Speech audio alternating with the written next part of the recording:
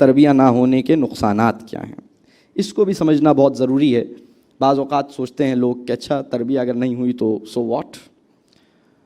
جناب، تربیت نہ ہونے کا بہت بڑا نقصان یہ ہے کہ اس دنیا کی حسنہ سے آپ محروم ہو جاتے ہیں، اور اس دنیا کی حسنہ پہ ایک بہت بڑا سوالیہ نشان پیدا ہو جاتا ہے۔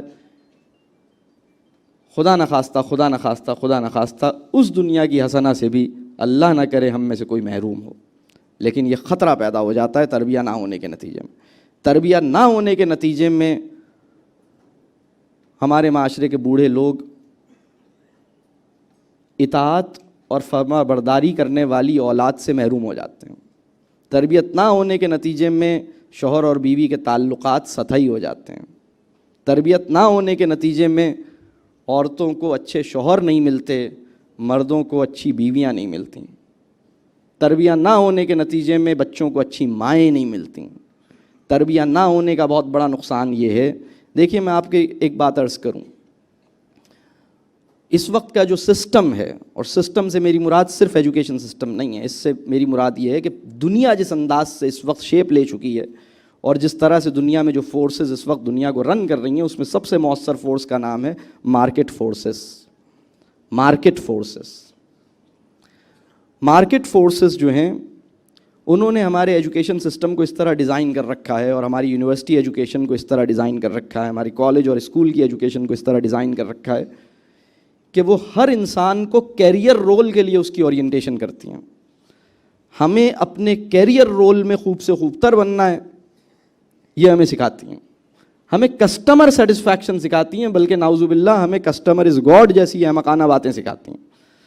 کلائنٹ جتنا گھٹیا انسان ہو، اس کا دل جیتنا تم پہ فرض ہے، اس کی احمقانہ باتوں پہ سر ہلانا تم پہ واجب ہے، اس کی بے اصولی کو مسکرا کے برداشت کرنا تم پہ لازم ہے۔ کلائنٹ کو خوش کرنا اور باس کو راضی رکھنا ہماری ایجوکیشن اگر کوئی آخری بڑی چیز سکھاتی ہے تو وہ یہ سکھاتی ہے۔ مارکیٹ فورسز کی ضرورت یہ ہے کہ ہم میں سے ہر انسان اپنے کیریئر رول کے لیے پریشان رہے اور اپنے کیریئر کو اپنی زندگی بنا لے۔ جناب میں آپ سے عرض کروں، زندگی میں کیریئر ہوتا ہے، کیریئر میں زندگی نہیں ہوتی۔ کیریئر زندگی نہیں ہوتی، زندگی کے اندر زندگی کی معنویت اس بات سے مشروط ہے، میننگ فل لائف جسے کہتے ہیں وہ یہ ہے کہ آپ شعوری کوشش کریں کہ میری زندگی کے اندر کیریئر کا دائرہ چھوٹے سے چھوٹا رہے، جو non career part of my life ہے وہ زیادہ ہو، اس کے لیے میری انرجی زیادہ اویلیبل ہو، اس کے لیے میری یکسوئی زیادہ ہو، اور کیریئر میری لائف کا ایک چھوٹا ایسپیکٹ ہو۔ اس وقت کیریئر نے ہماری پوری لائف کو انکروچ کر لیا ہے، ہماری زندگی میں کیریئر کے بعد کچھ بچا ہی نہیں ہے، یعنی کیریئر ہماری زندگی کو کھا گیا ہے، ہمیں نگل گیا ہے، ہم کیریئر کو پیارے ہو گئے ہیں، بلکہ کیریئر کی بندگی کر رہے ہیں۔ بہت معذرت کے ساتھ، بندگی کسے کہتے ہیں؟ بندگی اسے کہتے ہیں کہ آپ ایک انکنڈیشنل کمٹمنٹ کر لیں کہ آپ اس کی ہر صورت میں مانیں گے، اس کے لیے آپ سب کچھ کر دیں گے، اس کے لیے آپ والدین کو چھوڑ دیں گے، اس کے لیے آپ بیوی سے ناراض ہو جائیں گے، اس کے لیے آپ بچوں کو ٹائم نہیں دیں گے، اس کے لیے آپ اپنے آرام کا خیال نہیں رکھیں گے۔ اس کی ایکسپیکٹیشنز کو نبھانا ایٹ ایوری کاسٹ آپ کی زندگی کا یہ فوکس اور پرائرٹی رہے گی۔ یہی بندگی ہے، یہ مقام خدا کو دینا تھا جو ہم کیریئر کو دے بیٹھے ہیں، بہت معذرت کے ساتھ۔ اور یہ میں آپ کو عرض کروں کہ ہمارے مارکیٹ فورسز ہمیں کیریئر رول نبھانے کے لیے تیار کرتی ہیں، فیملی رول نبھانے کے لیے تیار نہیں کرتی۔ ہمارے بہت سمجھدار لوگوں کے لیے بھی باس کی خوشنودی اور کلائنٹ اور کسٹمر کی خوشنودی زیادہ اہم ہے۔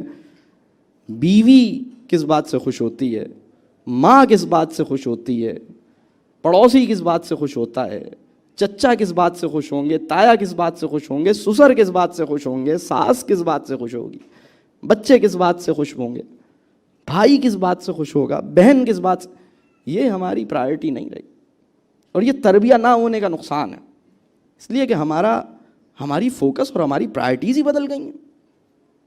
تو جناب ہم کسٹمر سیٹسفیکشن کا گر جانتے ہیں، ایسا کسٹمر جس کی کوئی بات ٹھیک ہے نہیں، ایسا باس جو الٹی سیدھی ڈیمانڈز کر رہا ہے، اس کو مطمئن بھی کر لیتے ہیں, اس کو راضی بھی کر لیتے ہیں, اس کو خوش بھی کر لیتے ہیں, اس کی نگاہ میں بڑے پسندیدہ اور اچھے بن کے ثابت بھی کر لیتے ہیں. جس کو دل سے ناپسند کرتے ہیں اس کی نگاہ میں پسند آ جانے کا ہنر ہم جانتے ہیں. کیسی مکاری ہے. یعنی وہ انسان جس کو دل سے ناپسند کرتے ہیں اس کی نگاہ میں پسندیدہ ہونے میں ہم کامیاب ہو جاتے ہیں. اور وہ عورت اگر میں گھر سے دیر سے پہنچوں تو میری وجہ سے کھانا نہیں کھاتی, اتنی گرمی میں بھی وہ میری خاطر روٹی پکاتی ہے. وہ بچے جو سوچتے رہتے ہیں کہ ابو آئیں گے تو ابو کے ساتھ کھیلیں گے. Spouse satisfaction, parent satisfaction, family satisfaction, اس کی کوئی لیاقت ہمارے اندر نہیں ہے. ہمیں کمانا سکھایا گیا, خوش رکھنا تھوڑی سکھایا گیا. ہمیں پیسے دینا سکھایا گیا ہے, محبت دینا تھوڑی سکھایا گیا ہے. یہ ہمارے پرابلمز ہیں, بڑا پرابلم ہے ہمارا. یہ ہمارے لیے چیزیں اور کام اہم ہیں, انسان اہم نہیں ہے. اور آپ بہت سمجھدار لوگوں سے ایسی احمقانہ باتیں سنیں گے, کام امپورٹنٹ ہے, چیز امپورٹنٹ ہے. نہیں جناب, انسان امپورٹنٹ ہے, انسان امپورٹنٹ ہے. میں ایک واقعہ میرے ذہن میں اور آ گیا. ایک صحابی تھے, ایک غزوے سے رسول اللہ صلی اللہ علیہ وسلم جب واپس لوٹے, ایک صحابی تھے مدینے میں جن کا نام آپ نے سنا نہیں ہوگا. بہت غیر معروف صحابی تھے, اپنی شکل و صورت میں بھی بہت واجبی سی شکل و صورت تھی, قد بھی بہت چھوٹا تھا, خاندانی بیک گراؤنڈ بھی کوئی بہت بڑا نہیں تھا, غریب سے عام سے آدمی تھے. بالکل جسے سوسائٹی میں ایک بالکل سمجھ لیجئے کہ ایک ایسا آدمی جس کو سوسائٹی میں کوئی امپورٹنس, کوئی اسٹیٹس, کوئی ویلیو حاصل نہیں ہوتی, اس طرح کے آدمی تھے. لیکن رسول اللہ صلی اللہ علیہ وسلم کے صحابی تھے. غزوے سے واپس آئے, سارے صحابی جمع ہوئے, اس کا اندازہ کیا کہ کون شہید ہو گیا اور کون نہیں ہوا. جب سب نے رپورٹ پیش کر دی تو ان صحابی کا ذکر کسی نے کیا نہیں. رسول اللہ صلی اللہ علیہ وسلم کو یاد تھا. رسول اللہ صلی اللہ علیہ وسلم نے کہا کہ فلاں, غالباً ان کا نام مجھے صحیح تلفظ نہیں ہے لیکن جلیب کر کے ان کا نام ہے. ان سے پوچھا گیا کہ بھائی آپ ان کے بارے میں, وہ کہاں ہیں؟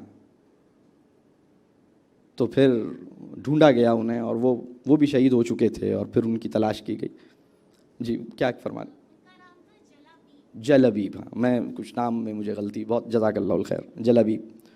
اور پھر رسول اللہ صلی اللہ علیہ وسلم نے ان کو, اور صحابہ حیران تھے کہ اتنے عام سے انسان کو جس کو ہم بھول گئے تھے, جس کی معاشرے میں کوئی وقت نہیں تھی, رسول اللہ صلی اللہ علیہ وسلم نے یہ سکھا دیا انسان اہم ہوتا ہے, انسان اہم ہوتا ہے.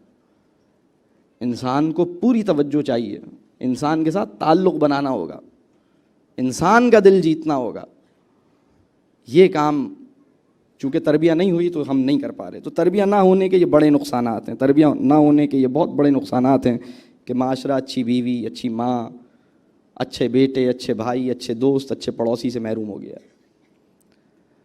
اور میں آپ کو ایک بات اور عرض کروں, یہ بات سمجھ لیجئے کہ ہمارے معاشرے کا اور ہمارے وطن کا سب سے بڑا مسئلہ یہ نہیں ہے کہ ہماری سڑکیں ٹوٹی ہوئی ہیں. سب سے بڑا مسئلہ یہ ہے کہ سیدھا راستہ دکھائی نہیں دے رہا, صراط مستقیم پہ نظر جاتی نہیں ہے. سب سے بڑا مسئلہ یہ نہیں ہے کہ گٹر بہہ رہے ہیں, سب سے بڑا مسئلہ یہ ہے کہ میرے نفس میں آلودگیاں بھری ہوئی ہیں. ہمارے معاشرے کے سب سے بڑے مسئلے کا نام پولیو نہیں ہے, ہمارے معاشرے کے سب سے بڑے مسئلے کا نام یہ ہے کہ ایمان ہمارا کمزور ہو گیا.